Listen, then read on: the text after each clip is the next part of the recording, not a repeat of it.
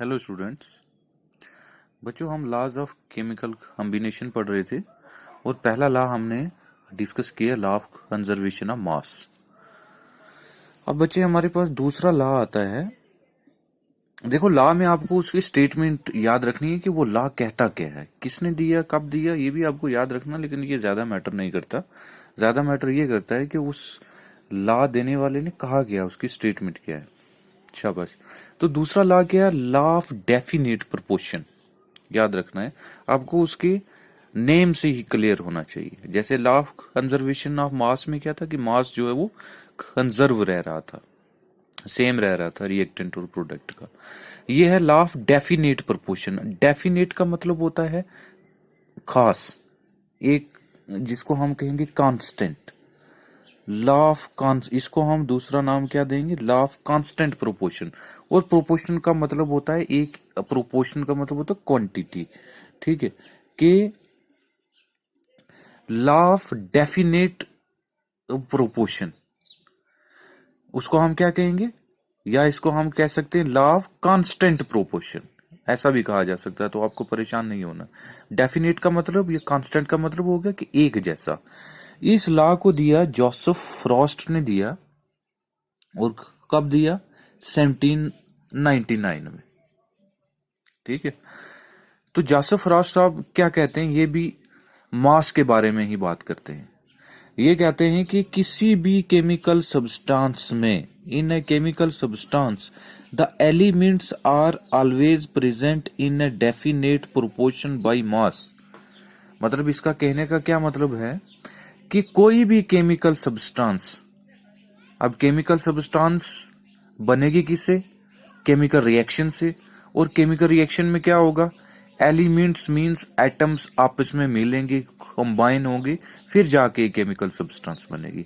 तो ये कहता है कि जो केमिकल सब्सटेंस बनी, उसके अंदर जो एलिमेंट्स हैं उनकी बाई प्रोपोर्शन ऑफ मास, कि उनका मास जो है वो एक जैसा रहेगा। उनका मास जो है वो एक जैसा रहेगा। इसलिए उन्होंने कहा, इस लॉ को कहा लॉ ऑफ डेफिनेट प्रोपोर्शन। अब आपको मैं एग्जांपल दूंगा तो आप समझोगे। मान लो ये हमारे पास एक केमिकल सब्सटेंस है। ठीक है, ये केमिकल सब्सटेंस बनी किससे? इससे और इससे। समझना है आपने। ये क्या है? रिएक्टेंट है, और ये क्या है? प्रोडक्ट है। तो लॉ ऑफ डेफिनेट प्रोपोर्शन ये कहता है कि जितना मास इसका होगा, मान लो इसका मास यहाँ पे क्या है? x, और इसका मास यहाँ पे क्या है? y। तो ये केमिकल सब्सटेंस जो बनी, ये क्या है? xy। तो ये कहता है कि यहाँ पे xy का, x का वही मास होगा जो यहाँ पे था, और y का वही मास होगा जो यहाँ पे था। तो क्या है कि मास क्या रह रहा है? एक डेफिनेट प्रोपोर्शन में रह रहा है, एक कांस्टेंट प्रोपोर्शन में रह रहा है। इसलिए उसको कहा लॉ ऑफ कांस्टेंट प्रोपोर्शन। दूसरी एग्जांपल मैं आप देता हूं। मान लो वाटर का, ये आपके पास वाटर का एक टब है जिसमें वाटर है। ठीक है, और वाटर को हम क्या कहते हैं? H2O। मीन्स इसमें क्या है? दो हाइड्रोजन है और एक क्या है? ऑक्सीजन है। तो इसका मतलब क्या है कि यहाँ पे इस एक मॉलिक्यूल यहाँ पे भी हो सकता है। वाटर के ये सारे ये एक मॉलिक्यूल नहीं है वाटर का, यहाँ पे वाटर के n टाइम्स वाटर के मॉलिक्यूल्स हैं। ये मॉलिक्यूल है, ये मॉलिक्यूल है, ये मॉलिक्यूल है, ये बहुत सारे यहाँ पे वाटर के क्या है? मॉलिक्यूल्स हैं। तो ये वाटर एक केमिकल सब्सटेंस है जो किससे बनी? इन मॉलिक्यूल से बनी। तो अब लॉ ऑफ कांस्टेंट प्रोपोर्शन क्या कहता है कि ये कहता है कि जितना हाइड्रोजन का मास यहाँ पे था, उतना ही हाइड्रोजन का मास इस मॉलिक्यूल के अंदर होगा। तो मास क्या है? कांस्टेंट है। जितना ऑक्सीजन का मास यहाँ पे होगा, उतना ही ऑक्सीजन का मास कहाँ पे होगा? इस मॉलिक्यूल में होगा। उतना ही इसमें होगा, उतना ही इसमें होगा। मतलब हर एक मॉलिक्यूल में मास जो है वो एक जैसा होगा। देखो, H2O, वाटर।